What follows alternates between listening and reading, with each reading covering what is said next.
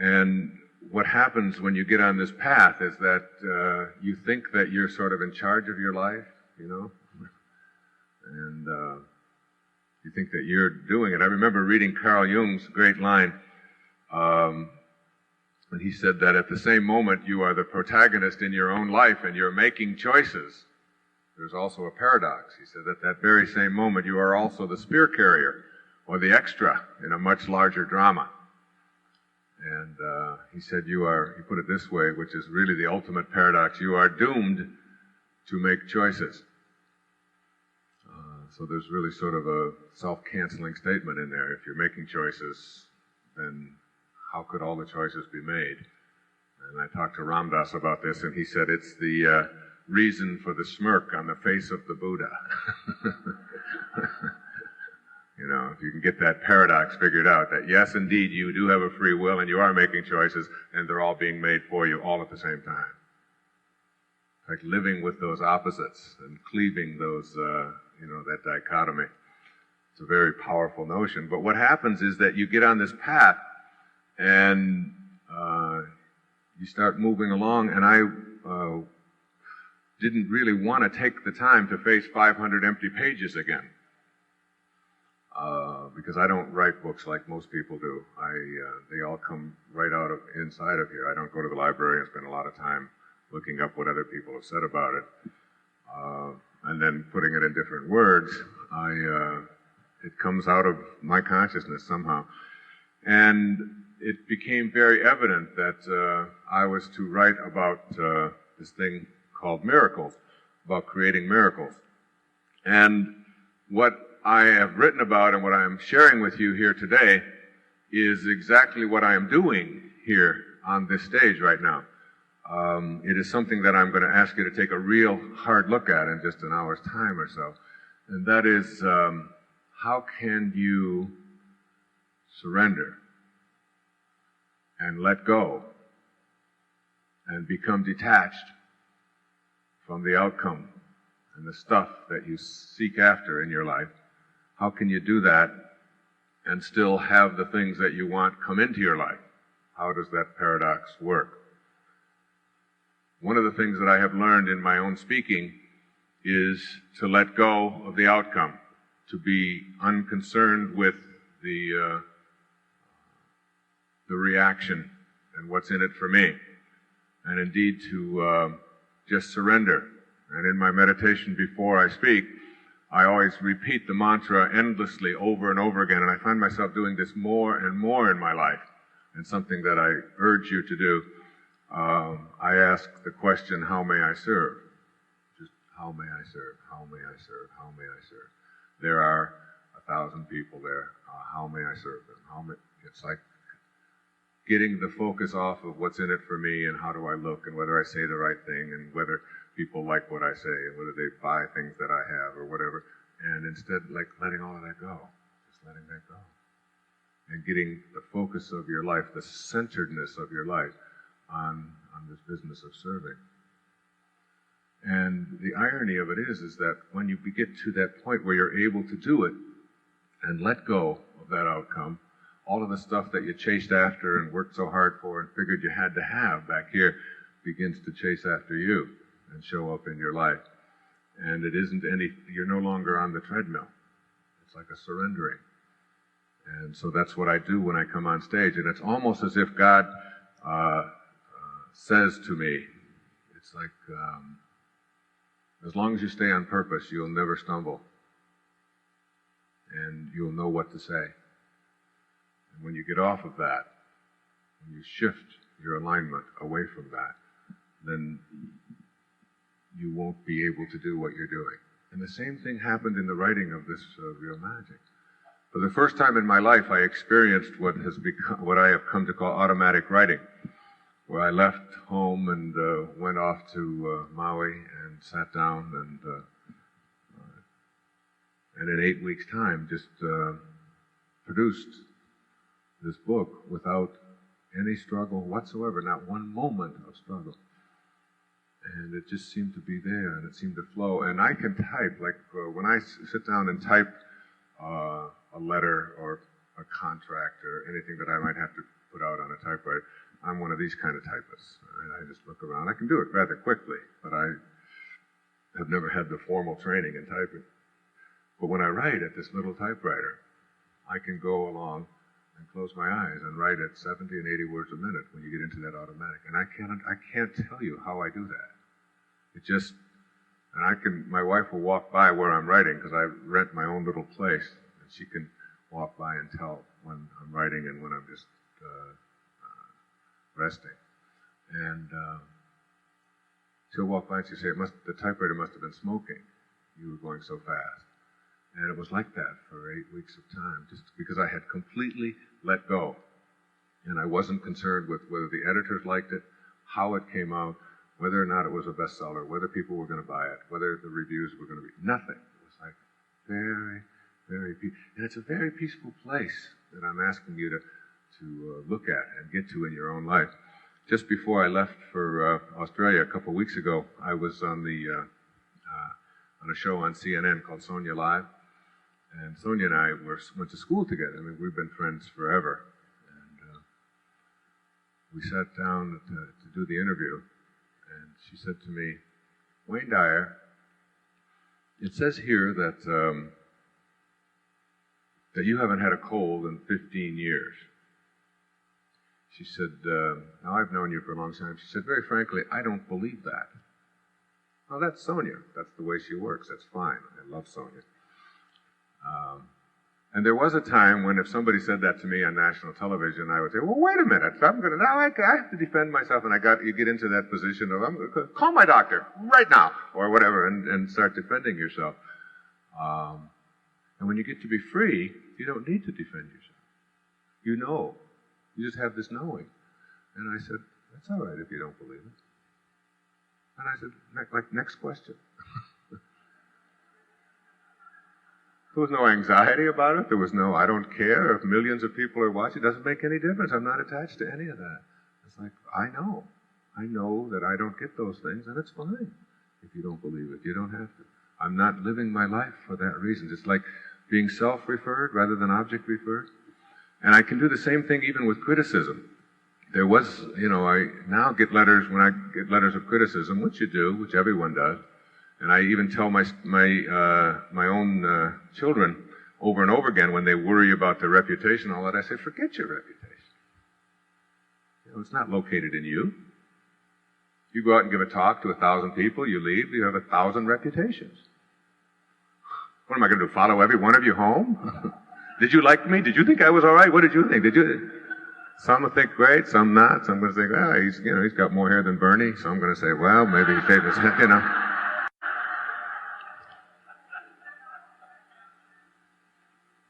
You can't be consumed with that. I say, the only thing I tell my children is forget about your reputation because it's not located in you, and if it's not located in you, let it go. Don't be attached to that. But you can be concerned with your character, with who you are. And just be that, and get your life on purpose. Now, I must say to you, very frankly, that I wasn't always this way, particularly about criticism. Now, when I get letters of criticism from people, I send them a free book. Another one, or flowers, or I don't find myself needing to defend myself. I didn't always do that. For 10 years, after I wrote Erroneous Zones and Pulling Your Own Strings, 10 years, I used to have a form letter that I would send to anybody who wrote me a nasty letter. Then I would just sign my name at the bottom, and I got it from H.L. Mencken, who was a great satirist of the early part of this century. And he had this wonderful, and I thought, what a great idea. So I would write this letter. It said, I am sitting here in the smallest room in my house with your letter in front of me. Soon it will be behind me.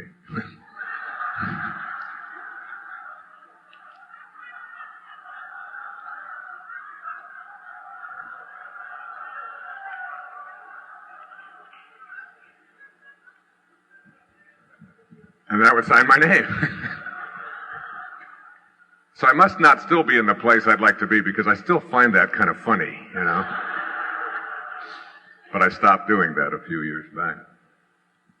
So this surrendering process is really just crucial And what I'm going to ask you to do, I am in the process now of putting together in my own mind ideas for something I'll probably write a year or two from now. And I want to share it with you here this evening, and I haven't shared it too much in public, because I'm working on it in my own life.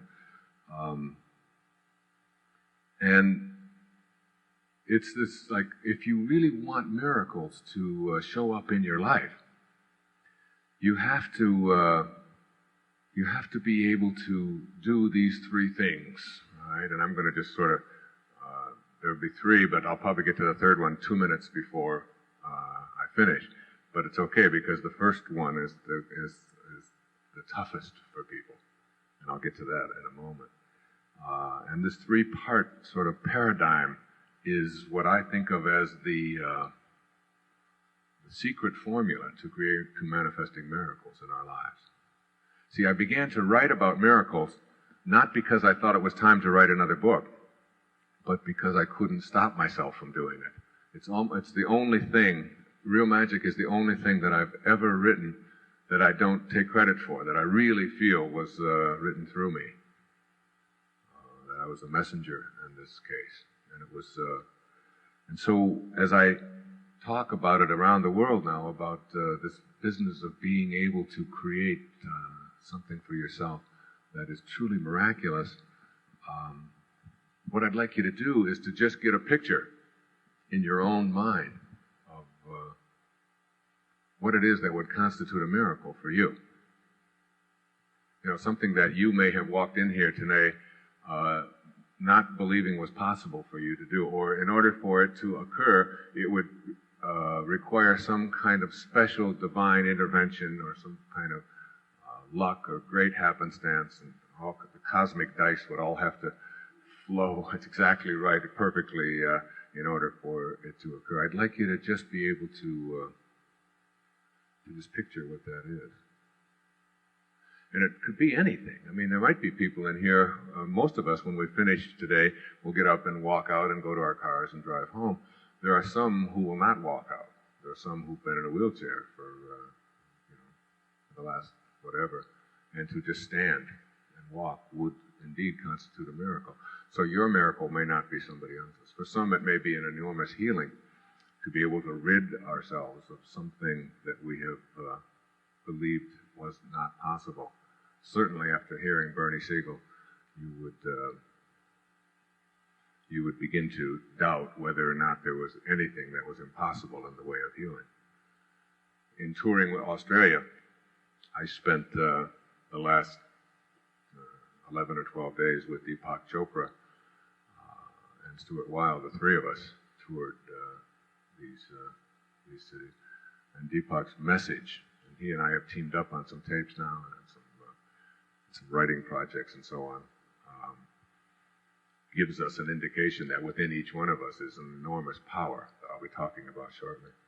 And your miracle might involve something to do with relationships, or with manifesting prosperity, getting the right job, losing the one you got, getting the right partner, getting rid of the one you have, moving, raising your talent level, getting the right connection, whatever it may be.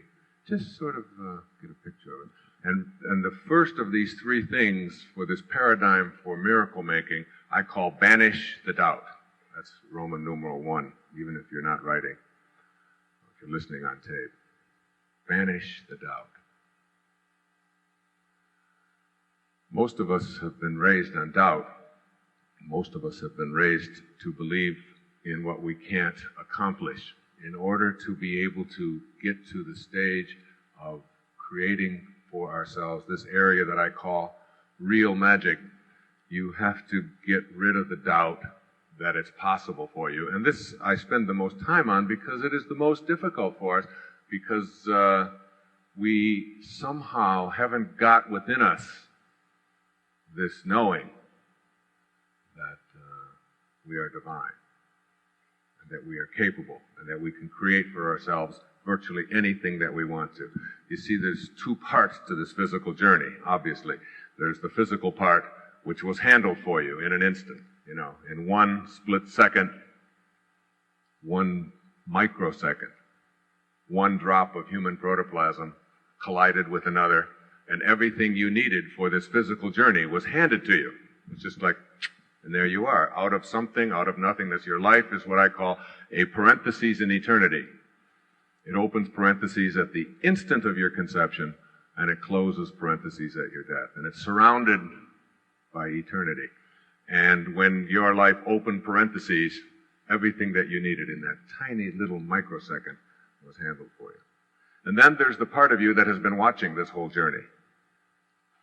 There's the I. I heard someone saying at an airport the other day that someone bumped up to them and he said, "Watch out, that's my arm here bumping." And I stopped to think about that, and I wondered, now, whose arm is that really? I mean, if you say, "This is my body," whose body is it? I mean, are you your body, or are you the owner of this body? Or are you the observer of this body? There's this I. It's like I have the sentence, "I was saying to myself." Well, there's 2 people in that sentence. There's the I, who is saying, and then there's the physical, who is the self. So I am speaking here today in terms of creating miracles about the I, the owner, the observer, that invisibleness that is inside this physical package, this ghost in the machine, that you can never escape. You see, when the moment before you die, you close parentheses. If they were to just like come in and bring in a big scale, like this cosmic scale, put everybody on it just before they then weigh you, and then an instant after you die, then they weigh you again. Now here's you when you're alive, and it weighs, say, 150 pounds, and here's when you're gone, and it weighs the same. It weighs 150 pounds, but it's not you.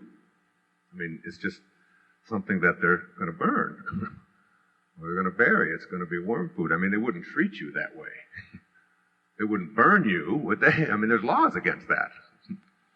So, who you are, I mean, what it is that constitutes your very life is weightless. You can't weigh it. You can't see it. You can't touch it. You can't get a hold of it. Like you can go in and do an autopsy on anyone, and you can find the command center inside of you that says, "I think I'll wiggle my finger." And you say, "I'm going to wiggle my finger." And you go, "Wow, where's the command center that allows that to happen?" And you cut open the brain, and you look in the nervous system, and you find the cortex, and you find the cerebellum, and you look for the synapses and the neurons and the connectors, and you say, "This is it." And the scientists are pretty sure about this. This is it. This is the command center that says where this is all allowed to take place, where you do all of your thinking. But there's no autopsy on this planet that can ever reveal the commander in the command center who says, "I think I'm going to wiggle my finger," or "This is my arm," or "This is my life," or "I think I'd like to have a miracle." That part of you, which is the part of you that creates your entire life, is the part where the doubt is. And banishing the doubt really means coming to a full and complete awareness that you are not a human being having a spiritual experience, but indeed that it's the other way around. That every single one of us are spiritual beings having a human experience. And the quality of that human experience in the physical world is dependent exclusively upon how we connect with and use that invisible part of ourselves.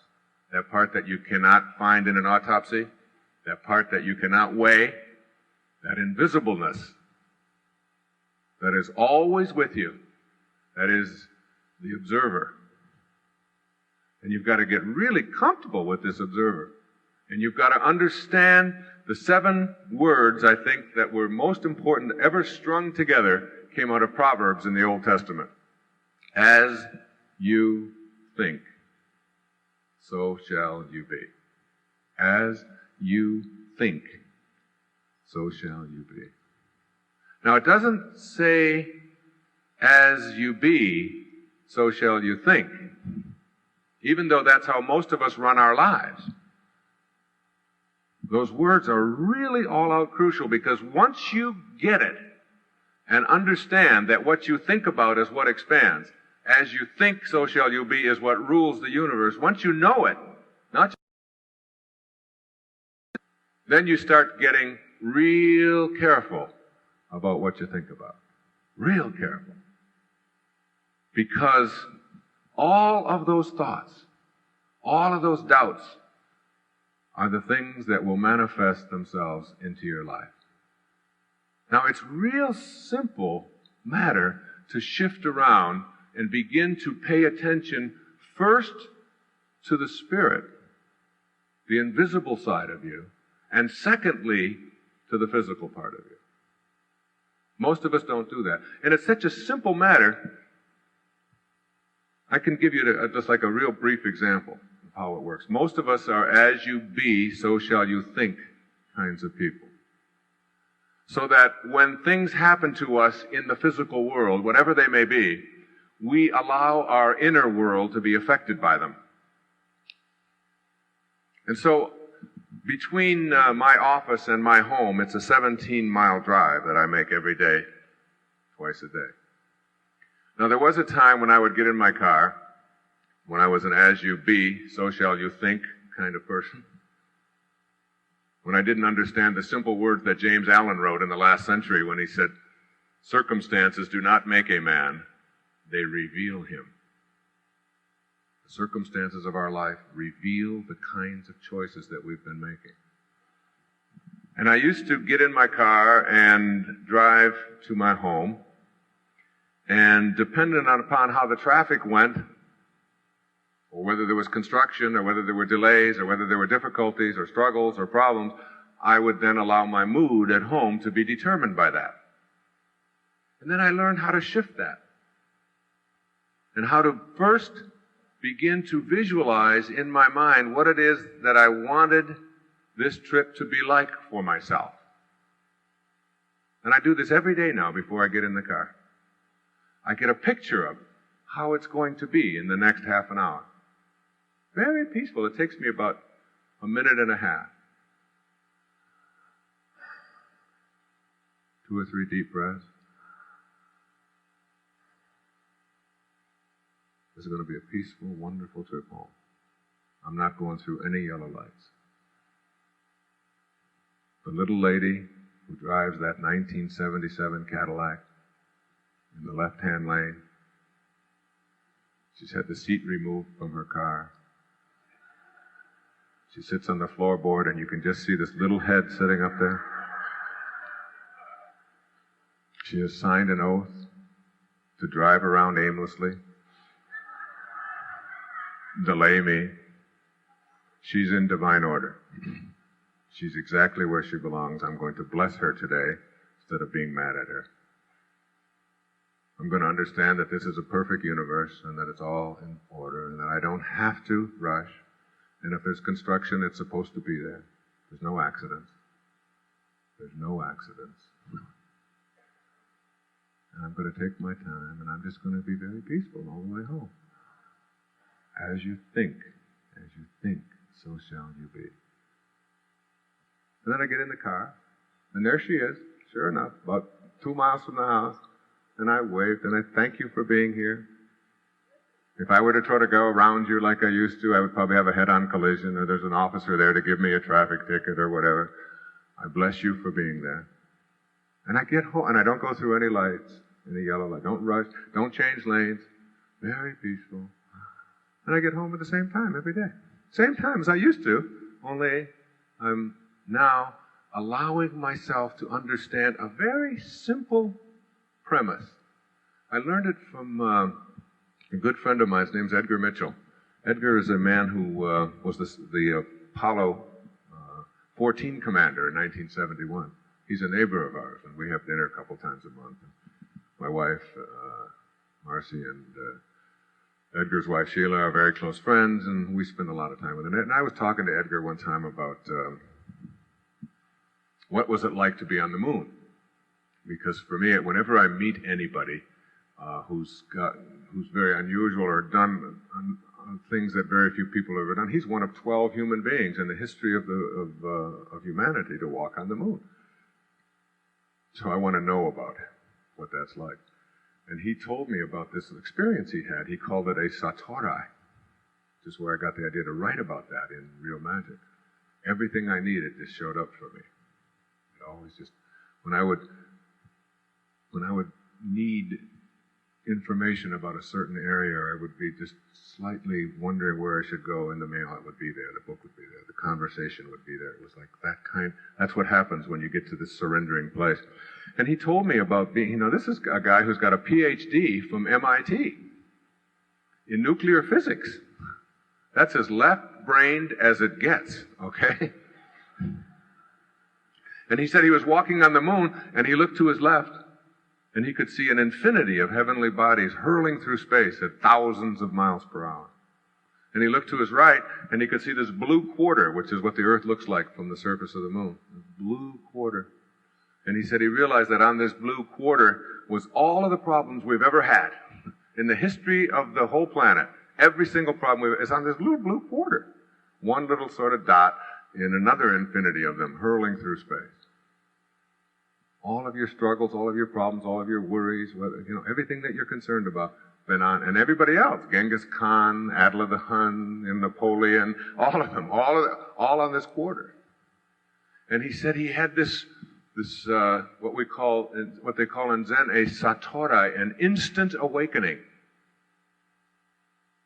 And in this instant awakening, he realized that this is an intelligent system that we're all a part of. There's an intelligence to this system. It's not some accidental fluke. And I said, Edgar, wouldn't you think that you would have been aware of that before you got in the capsule? He said, no, we had always been taught that we were to master it rather than to get in harmony with it. And he said that instant changed his life forever. And he left the space program, the Apollo program, when he came back, and he founded the Institute for Noetic Sciences and has been lecturing all around the world about the spiritual consequences of space travel and how it can really dramatically affect your life when you get out there and see that this is an intelligent system that we're all a part of. And if you know that this is an intelligent system that we're all a part of, then you know that your life is also a part of that intelligence. And that the same intelligence that flows through those planets and allows them to align and allows the galaxies to stay in place and allows us to move at thousands of miles per hour, which we're all doing right now, even though our senses tell us something different. We're all hurling through space at thousands of miles per hour. As Einstein said, it talked about relativity. It's all relative. Nietzsche had a great conundrum that'll help you to understand Einstein's theory of relativity. He said, all things being relative, what time does Munich stop at this train? That'll get you going. So this intelligence, this divine intelligence, this invisibleness, this organizing intelligence that flows through everything is also flowing through you and through everything. It's not like there's a separate intelligence for you and a separate one for me and a separate God for you and a separate God for you. It isn't like that. This is a one verse song. A one song, a universe. It's all one. And there's an intelligence about it all. And so in order to be able to banish the doubt about your capacity to manifest miracles for yourself in your life, you have to know that your life is a part of this intelligence and that it, like everything else, from the tiniest little microscopic dot to the galaxies and the cosmos, all has a purpose. There's a purpose to it all. And now when you get that and banish the doubt, you begin to realize that everything that has happened to you up until this moment, right now, is a part of that intelligence. It's all part of that. See, what you have to learn is that I read a wonderful line when I was down in Australia by an actress who was talking, and she concluded it with, she said, if you want to make God laugh, tell her your plans.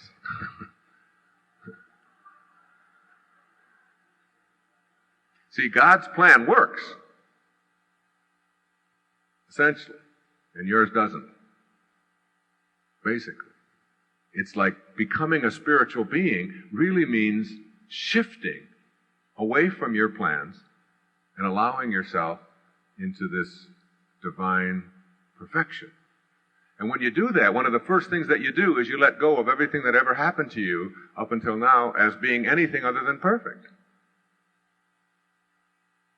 See, if your life has a heroic mission, and it's a part of this intelligence, and it showed up out of nothing. You see, a heart starts beating inside of a mother's womb 6 or 7 weeks after conception, and it's a total, complete mystery to everybody on the planet.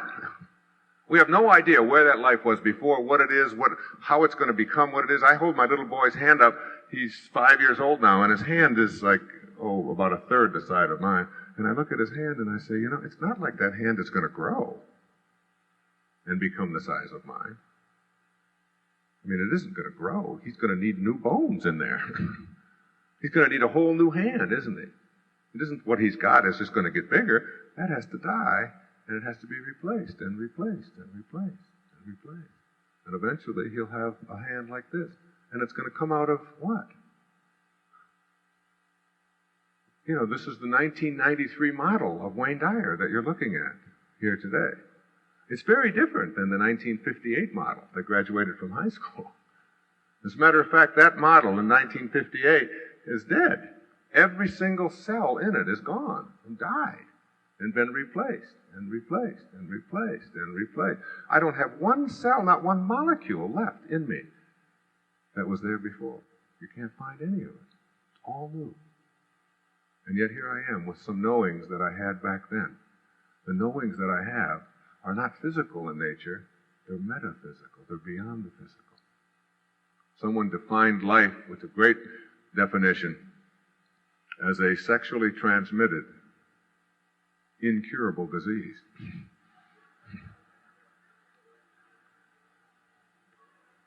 I mean, it just keeps dying and dying, and proof of life after death is that you're here today. So you don't need any more proof than that. The whole physical you has gone many times, and yet here you are. And why would you think that when it leaves for what you think is the last time, that life itself, this invisibleness that has no boundaries and no form, wouldn't proceed and continue? You can't kill that which has no boundaries, can you? Getting to this awareness that your life has a mission means that everything that has happened to it up until now was leading you to that mission. So that all of the people that you blame and all of the things that you think shouldn't have happened or wouldn't have happened or couldn't have happened, all of that is just a lot of nonsense. It all did. And even the abuse and the struggle and the tough times and the fact that your mother liked your sister better, even if you don't have a sister, she wanted one, she would have liked her better, blame her for that. You're a middle child, you're a youngest, you're the oldest. It's like you signed up for all of that. I mean, it's a nice way to look at it. Let's just get back of it and say, hey, I signed up for all of it. Even the abuse, even the tough things. I spent the first 10 years of my life in an orphanage. And in those 10 years, I was moved around to a lot of strange places. But I believe that for me, my purpose, obviously, is being actualized to this day. And it's about helping to teach people self-reliance and magic and miracles and a whole new way of looking at things. That's what my whole life is about. And you don't learn these things through instruction. You don't learn these things by somebody else telling them to you. You've got to learn them through the direct experience of it. It's almost as if God said, all right, here you are. You showed up, and you want to teach people about self-reliance? Get your little ass into an orphanage for 10 years. And learn how to do that. Learn how to rely on yourself. Become inner-directed. Become self-directed. And don't complain about it, and don't whine about it, and find something beautiful in it. And that's what we do when we're children. We don't wake up when we're an orphan and when we're a child every day and say, oh my God, I'm an orphan again today. It's Wednesday. I was one yesterday, now it's tomorrow. When is this going to end? You don't do that. You wake up and you deal with what you have to deal with. And you get on with your life. And now you can look back at your life, and most people look back at the experiences of their life and say to themselves, if only it would have been different. If only. And there is no if only in there. It was all in order. Life gives exams. Bernie and I and Joan had dinner together last night, and we were talking about the variables that we see in highly successful people. And we got to talking, and each one of us sort of told little stories about things about people we knew or about ourselves. And I said, finally, there's a thread that runs through all of this. There are people who go through life and have really tough experiences. Most of the time when you read about people who abuse their children, and you interview them, you find that, what? They were abused as children. I mean, it's something that you all know. You can shout it out. And then there are some who were abused as a child. I was one, not viciously, but on some occasion. And while this is happening, you make an inner vow that this isn't going to be anything I'm going to partake in. And I would never do this to one of them. Like you learn from it, or you repeat it. The highest functioning people take all of the things that happen to them. Like I spent a big hunk of my life around alcoholics. My father was an alcoholic, and he finally left and abandoned it. My mother remarried 10 years later. Life gives exams. If you don't get it, she remarried my father in a different body. Another man who was abusive and abandoned and who was an alcoholic. Another man who was abusive and abandoned and who was an alcoholic. So I spent a lot of my younger years around that. And for me, it was easy. I saw what booze did to people and made the choice not to have that as a part of my life. Whereas my brother, who was with me through all of this, made the choice for many, many, many years to be an alcoholic. Like, you take the things that come along, and when you get to that spiritual place in your life, you begin to see that these things all have great lessons in them. And instead of saying to yourself, why is this happening to me? Isn't this awful? Poor me. You begin to say, what do I have to learn from this? Because you have banished the doubt that this is some sort of freak accident that you're in, and you begin to see that this is an intelligent system that you're all a part of. And understanding how to banish the doubt really starts with knowing the difference between that which you believe and that which you know. You see, all of the things that you believe, all of your beliefs, are handed to you throughout your life. They come from outside of you. So when you are born, and then you go into a family, and in that family, then you go to school, and you go through religious experiences, and you have all of your friends and so on, and you're constantly being given a whole set of beliefs. And you can see the real trauma of that on the planet today in Yugoslavia, Herzegovina, and Bosnia, where young people are taught who they're supposed to hate from things that happened hundreds of years before. And the hatred is so bitter with people who've never even seen each other. They have this, and you can see it in the Middle East, and you can see it virtually in all the places where there's these enormous conflicts. It's called prejudice, prejudging. So, in order to understand how to get past this, you have to understand there are some things that you believe, and there are some things that you know. Now, your knowings are different from your beliefs in that your beliefs are handed to you. Your knowings all come from within. Everything that you know because you got it yourself. No one handed it to you. Like, I watched the Winter Olympic trials a while back. And when I was a young boy, I was going to become a professional ice hockey player. And I used to go skating every single day. And then I let go of that when I was 18. Went into the service and spent some years overseas and all of that, and came out and went through all of the things of my life. And I get to now where I'm 52 years old, and I'm watching the Winter Olympics with all of my children. And my children helped me with humility. You know, I asked my 15-year-old daughter if she wanted to come and hear me speak. I said, I can get you tickets. There's thousands of people. They've actually paid to come and hear me speak. Would you like to come? She said, why?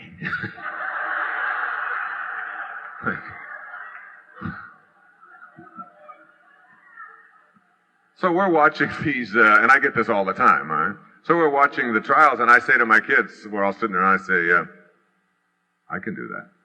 You see that Christy Yamaguchi over there? I can do those things. You can't do that, Dad. Come on. I said, yeah, I can do that. I used to be a great skater. I can swirl, and I can skate, and I can go backwards, and I can do figure eights and axles. I can do all of that stuff. I used to do all of that. Come on, Dad, you can't do that. I said, yeah, I can. I really can. So we have occasion to go to up into Massachusetts, and I'm putting on my ice skates after 34 years. Haven't been on skates in 34 years. And I lace up the skates, and I'm getting ready to go out there and skate, and the kids are all like, oh, he's got to... And I go right out there, and within 15 seconds, I'm doing what I was doing 34 years ago. Skating, twirling, going backwards, doing all the things that were just second nature to me when I was growing up in Detroit, down on the Detroit River. And the interesting thing is that the body that knew how to do that in 1958 is dead. There's not one cell left in it. Yet the knowing is still there. I don't have the same brain. I have different cells. I don't have the same femurs. I don't have the same ankles. It's all different. Replaced. And yet the knowing is still there. You see, a knowing is metaphysical in nature. Somehow, beyond the physical, transferred to the physical through some process that we can't even begin to comprehend. The knowings that you have in your life, like I know I can swim, I know I can dance, I know I can make love, I know I can walk, I know I can do all of these things that I have a knowing about, all came from within you, and all of the things that you believe in were handed to you. So consequently, your knowings will never let you down in times of crisis, and your beliefs will almost always let you down in times of crisis. Those things that you believe in are handed to you, and those things that are handed to you come with doubt, because someone else is giving it to you. This is what you're supposed to believe, this is what you're supposed to do, this is how you do it. Yeah, that's great, and you're going to... But then there's a doubt attached to it. But that which you know isn't. Now, unfortunately, most of the things that we know as individuals also are in the area of what we know we can't do. We know what is impossible, what can't be done. So if I were to ask you, can you be in more than one place at the same time? You know, can your body be here, and can it be someplace else at the same time? You said, no, you can't do that. And if I said, well, could you transport yourself from here to, say, Montana or Spain just through the power of your mind? You'd say, no, you can't do things like that. If I said, well, can you enter someone else's dream? You know, go into dream consciousness from the waking, go into someone else's dream and become a character in their dream voluntarily. You say, no. Can you fly? If you come across a tree, can you jump over it? Can you levitate? There's a lot of things, and those are just some of the extremes. But I want to remind you of what one of our spiritual masters said to us through St. Paul. Even the least among you can do all that I have done, and even greater things. Even the least among you can do all that I have done, and even greater things. Just let that into your consciousness. Because now we're talking about someone who is changing shape, and raising the dead, and feeding the hungry through the gift of manifestation of fish and loaves. changing water into wine. The ability to be able to create a miracle mindset for yourself is not available to you if doubt is in your consciousness, because what you think about is what expands. And if you have doubt, you will act on the doubt. You can't act on anything else. What you think about is what expands. The ancestor to every action is a thought. So if your thoughts are that this is not possible, that's what you will act on. Deepak talks on these tapes that we put out about living beyond miracles about this placebo effect. And the interesting thing about the placebo effect is that if you give an individual a pill that is made out of sugar, and you say to them, this pill is the latest cancer-curing drug, take it, that your body will begin to manufacture the anti-cancer agents from that pill. And if you take the very same pill and give it to someone else and say, this pill is the greatest ulcer-relieving pill that's ever been relieved, and you really know that that's to be true, you will start developing anti-ulcer with the same pill. And if you say that this is for the elimination of headaches, there's never been a greater headache remedy, and you know it to be true, your body will start to manufacture something different. Different enzymes being created through the intention of no doubt. So that the physical world that you are in is capable of being shifted and manifested on the basis of a new awareness. As you think, so shall you be. Your thoughts will create an entirely new reality for you, once you have learned to banish the doubt. Beliefs come from outside of you. Beliefs always let you down, and beliefs are intellectual acts. Knowings come from within. They will never let you down, and they are metaphysical, cellular acts. You can have knowings in the physical domain, and you can have them in the metaphysical domain. Knowings, without doubt, about your spirituality and your ability to manifest what you want for yourself in your life. See, remember that even if you're sitting here with doubt this afternoon, there is still a doubter that you can never see. So the evidence that there's still an invisibleness there is here in the doubter.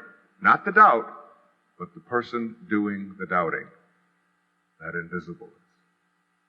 And that is what you have to learn to come in contact with. When I was writing the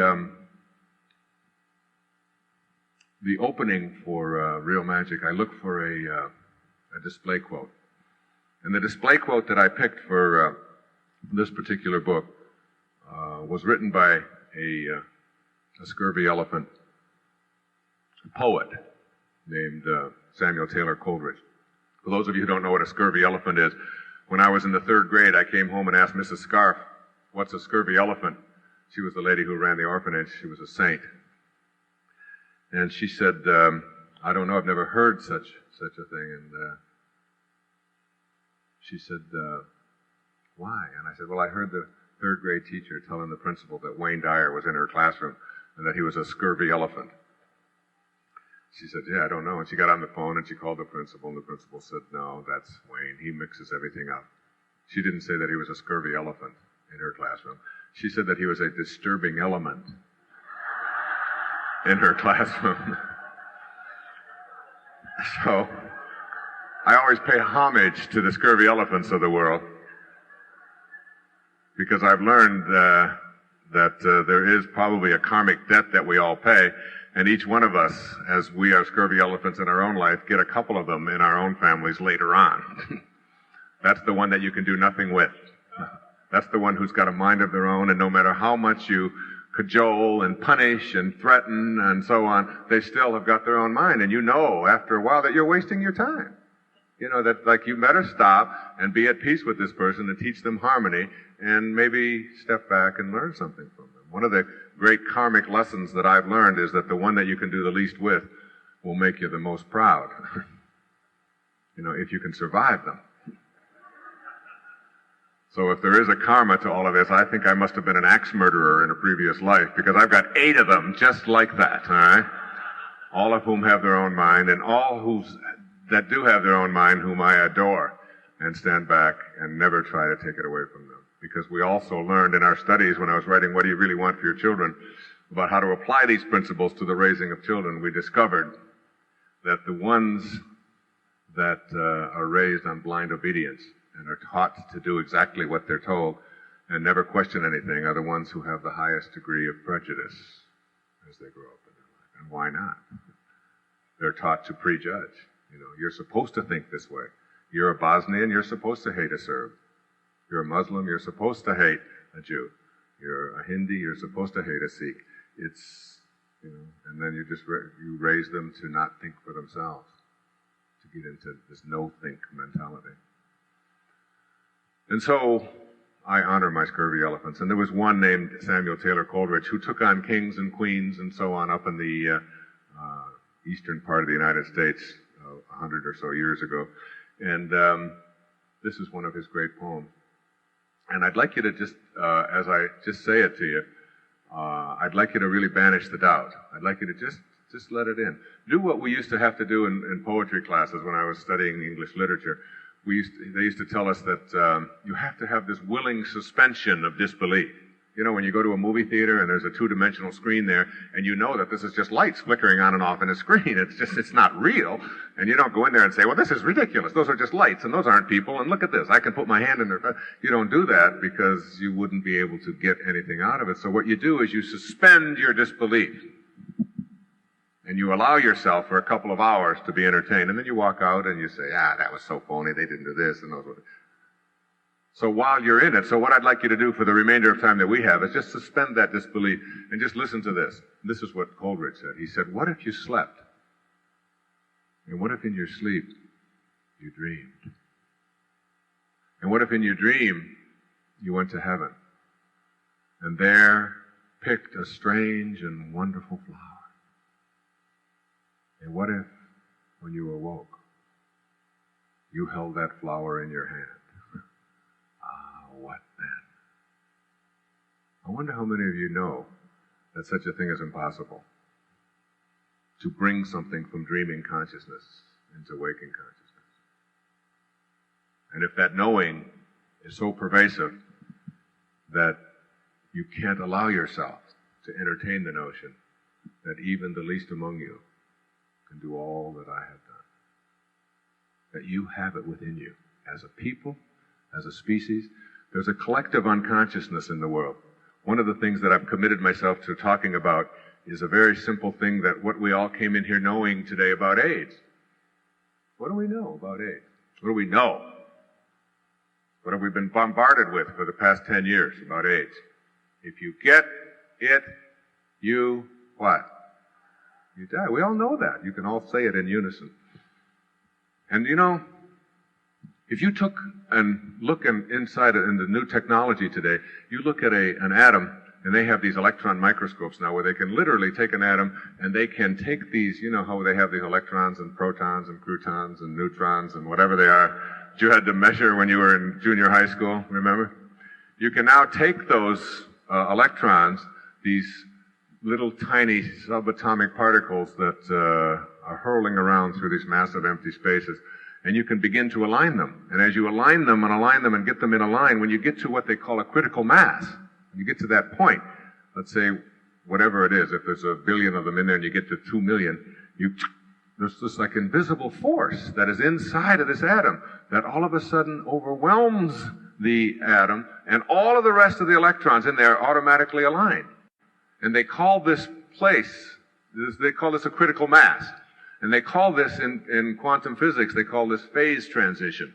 When you hit the critical mass, all the rest of them, through this invisible force, begin to align.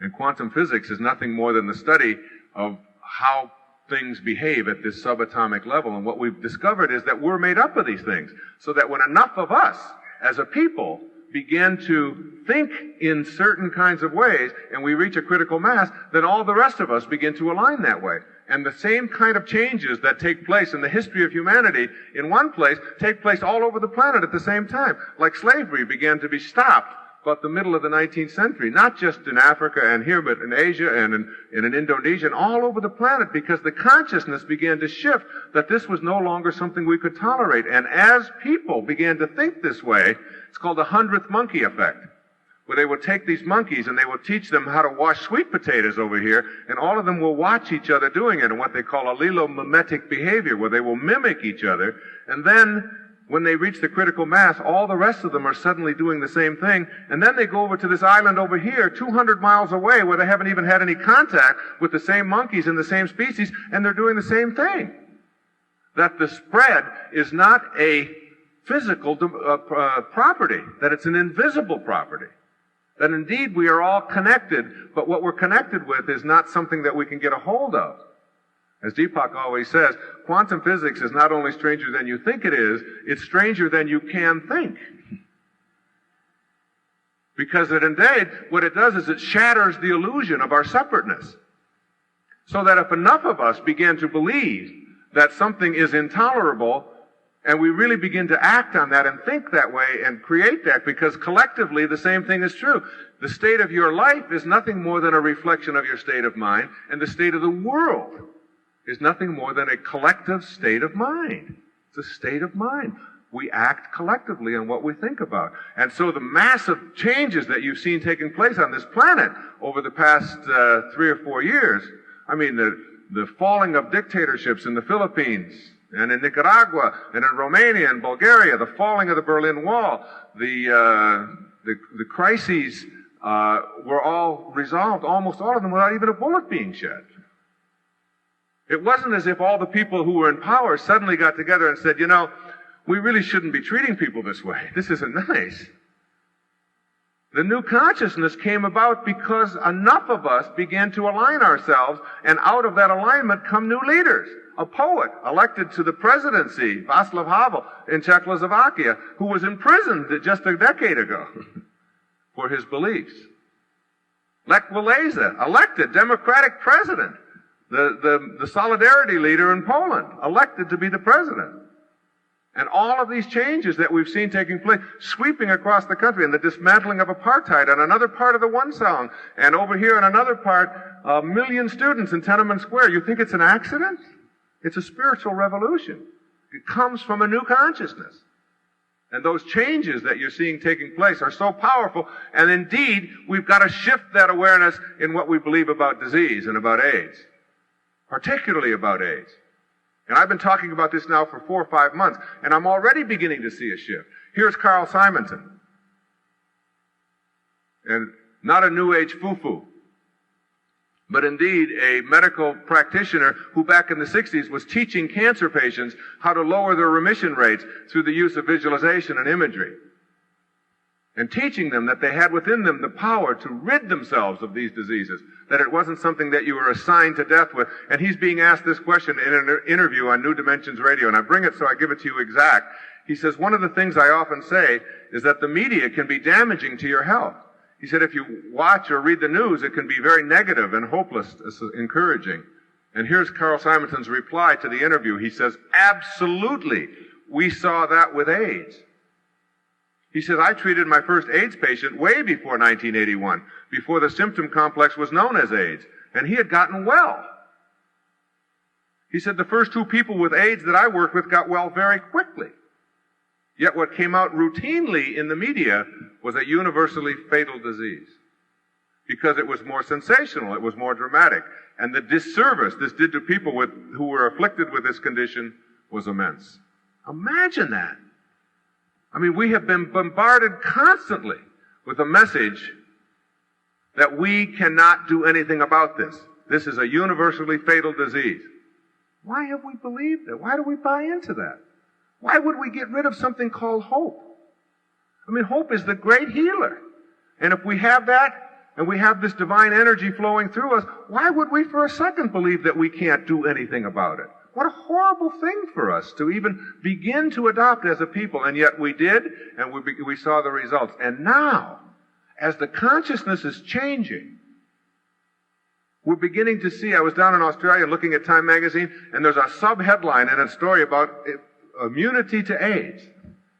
And it says that fully 5% of the people who contact HIV will not get the AIDS virus. Will not get it. And most of them were meditators. Bernie used to talk to me last night at dinner about this. He said, I used to carry around names and addresses of people who were healed from AIDS. And when anybody would say that to me, I'd say, call this person. And yet you don't hear about that. Because we have a disasterizing consciousness. We want to disasterize about it. We want to make it a catastrophe because it's more newsworthy. We've got to change our awareness around. There's no one, not one person in here ought to ever believe that anything is incurable. There have been plagues that have affected mankind since the beginning, and we always will, because the divineness that is in each one of us has no doubt. Look, if I have a simple tulip bulb in my hand, and I ask you to look at it and say, what is it? You'd say, well, it's just a grungy mass of biological matter. I say, but look at it more closely. And if it gets nurtured in a certain way, that is, it's watered and put in the ground, it will become a tulip bulb. Why? Because it has built into it a future pull. A future pull that you can't see or dissect or find in any lab. It has a future pull, a picture that is part of its DNA, part of its genetic inheritance. If you take a liver cell from your liver and look at it and dissect it, and it has a future pull. It will always be a liver cell. It will never be anything else. In order for you to be able to manifest magic, real magic in your life, miracles, you must first be able to conceive of it. You must be able to conceive of it, and that means no doubt. And the doubt comes by shifting to a knowing rather than a belief. All of this stuff, Deepak and I are talking now about taking a group, making a movie, and taking in this movie a group of babies that say 100 of them. And as they are born, we remove them from the environment that they're in, orphans and so on, children who are to be abandoned, and we place them into a world where there is no doubt. Where they get past the lie. You know, we're led to believe a lie, as William Blake said in his wonderful poem, Songs of Innocence. He said, to see the world in a grain of sand and a heaven in a wildflower. To hold eternity in the palm of your hand and infinity in an hour.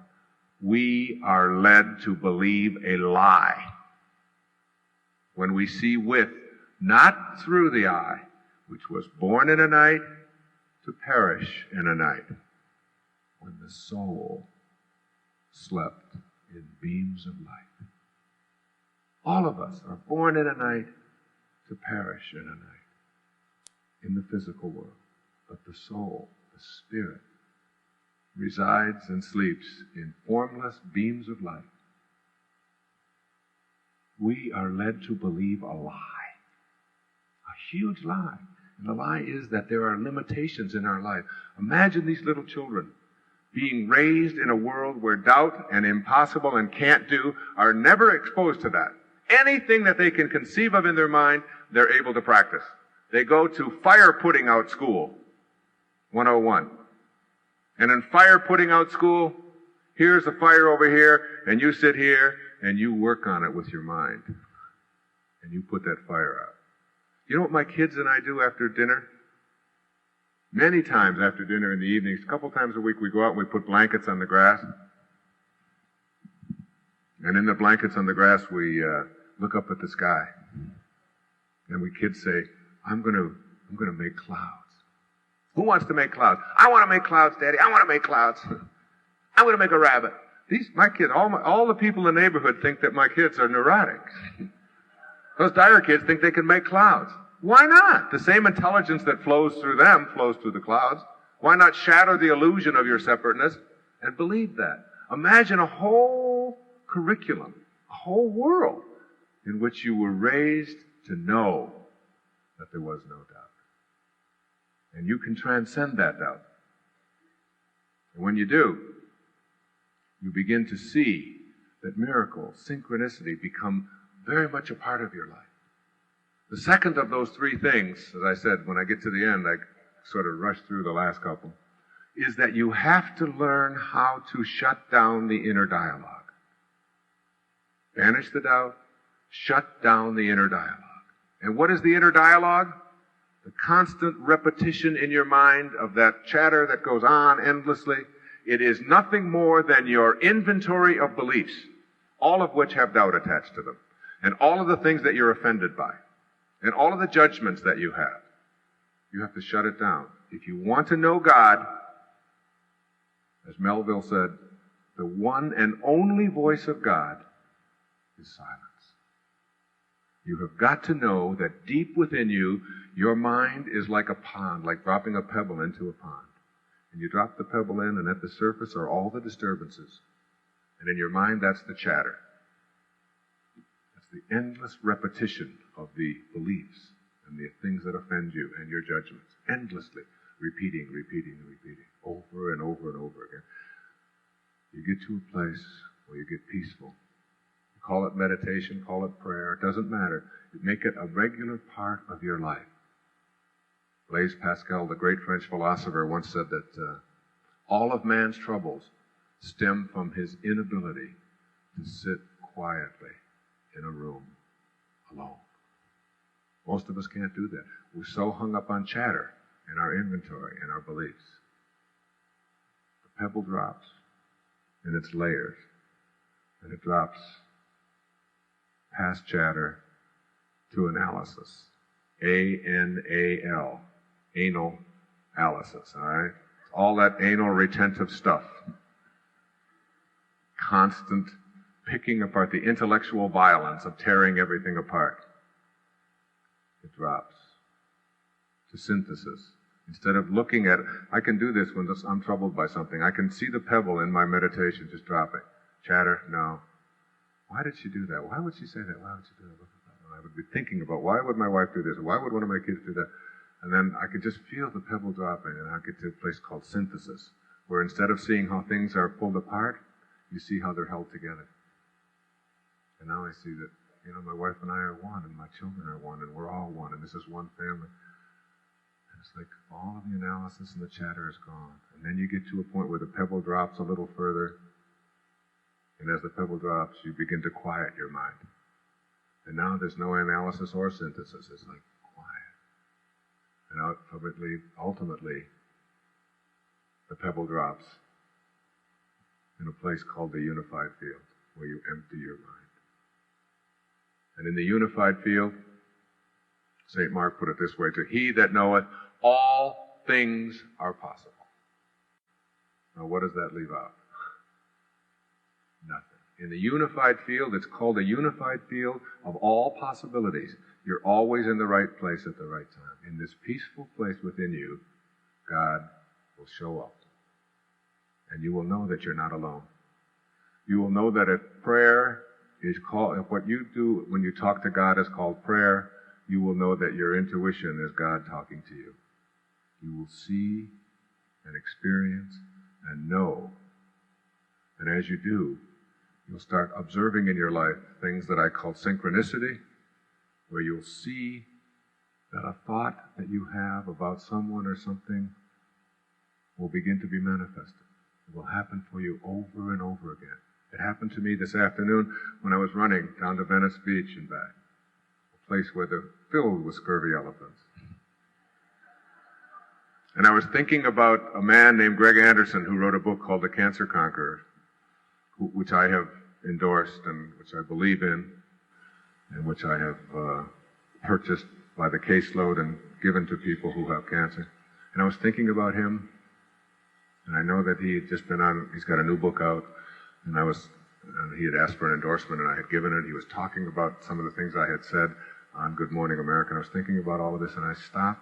There was a little man dancing over there on Venice Beach who looked like it was a thalidomide baby, and he had like fingers growing out of his shoulders, and he was dancing there for money. And I stopped running, and I reached into my pocket to give him something and to say hello to him and to remind myself that the same spirit is in him that is in me, that he's not his form. It's, to me, those people and all of those people who are in those things called disabilities are really wonderful reminders that our form is nothing more than our curriculum to God. And there's the fullness of God is in him and me, and I remind myself to stop and share. And he was so grateful. And this woman said she had been chasing me, her and her husband had been chasing. She was all out of breath. She said, and you stopped. And I never stop when I'm running. But I did this time. And she started talking to me, and she said, I just wanted to thank you for my brother. My brother is Greg Anderson, and he was yesterday on the Good Morning America show talking about his new book and you. And it's like that had been in my mind. And there was the sister manifested right there for me this afternoon. Those things become a regular part of your consciousness when you get to the unified field. You'll be thinking about your sister, and all of a sudden, she will call, and you haven't talked to her in 5 years. You'll find yourself having these experiences, meditating your way through a tennis match. One time I was meditating my way through a tennis match, and I went for a ball that everyone said was impossible to get, and for sure I couldn't have gotten to it. It was hit so hard, and I just took off. And I was in that zone. I was in what they call flow, where you just get to this ecstasy place, which meditation gives you. And I just took off and left my body, it seemed like, and reached out and hit that ball and hit it back for a winner. And everyone turned around and said, what happened?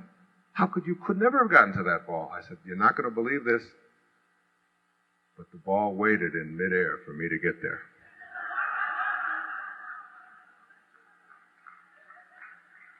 You see, you laugh, and it means that there's still doubt there. If I tell that same story to a group full of quantum physicists, there's not a snicker. They say, of course. Because the mind is capable of anything. All things are possible, even moving mountains in the unified field. When you get to that place where you've shut down the inner dialogue and banished the doubt, you'll begin to experience these miracles that you visualized earlier and conceived of. And finally, the third thing, and the thing I'm going to write my next book about, is called conquering the ego, or slaying your self-importance. And slaying your self-importance is really about understanding that the ego part of you is nothing more than the action of your beliefs in your physical world. He's better than me, she's better than me, they offend me, this is wrong, I don't like what they're doing, I have to be better than somebody else, we're number one. It's the endless repetition of your self-importance being put out there which interferes with your ability to be on purpose. You see, if your life is on purpose, and it is an intelligent universe that we're all a part of, it means that when you come in with nothing, and you leave with nothing. So if you can have nothing while you're here, the measure of your life is not in your duration, but in its donations. How you measure, the only thing you can do with your life is give it away. That's all you can do, is give it away. To be on purpose, you have shifted off of your own self-importance, whether you're a salesman, whether you're a cab driver, whether you're a parent. The perfect metaphor for what we're here for is a nursing mother, giving of herself and her body freely, asking nothing in return. Asking nothing in return. Just giving. And when you do that in your business, and you shift your awareness off of what's in it for me, and you get off of your ego, and say, how may I reach, how may I help you, how may I serve, and let go of all the things that offend you. The wonderful concluding story that I have is of Carlos Castaneda tells in The Power of Silence. And he is walking with his student. Carlos is his student. Don Juan is the teacher. And he has been studying with him for years to become a Nagul, a spiritual master, who can do all of those things I earlier alluded to that are impossible. Changing shape, being in more than one place at one time, moving about the planet through consciousness. All things you'll begin to see more and more of as we change from a doubting philosophy to a knowing philosophy. And they're in the mountains of northern Mexico, and suddenly they look around and there's a jaguar over there to the left. And this jaguar is chasing them, and Don Juan says to his student, "You see that jaguar? He's going to eat you. He wants you for dinner. And when he catches up with us, he will eat you and not me." And he says, "But how can you be so sure?" He said, "Because I know when he gets here that I can leave, and you believe you can't." And for 3 days, they are chased by this jaguar, and he has this enormous fear, and just when he thinks he's escaped, he looks and it's a little closer. And imagine yourself in the position, as you sit here, of having an animal that has much more speed and alacrity and who can read your thoughts, being this far away, and imagine yourself being eaten by this thing, to know his level of fear. And finally, after 3 days, he manages to escape. And they get to this cliff.